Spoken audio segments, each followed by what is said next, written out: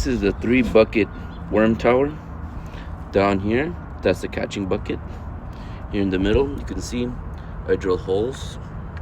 That's for aeration. And this is the top feeding bucket right here. See, there's aeration. I got this from Ace Hardware. This is like $15. I like this top. There's a screw on top. Here's the feeding area. Some coconut here from one of my old plants. You see, you can put a wet towel there. Put this in there. Some worms in here.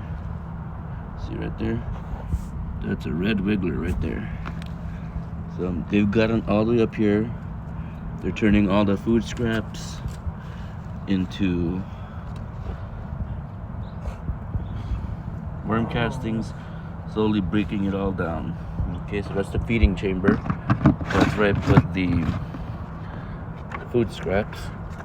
Down here, there's my worms. I just put some new bedding in there for them to break that down as well.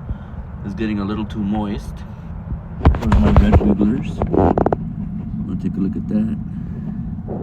That's coconut coir, peat moss, and some silver sand to help with drainage, because I like drainage. And then there's a capture bucket, and that's what I'm looking for. Leachate worm tea. That's from all the moisture that comes out of here that feeds into the bottom. This is the feeding bucket.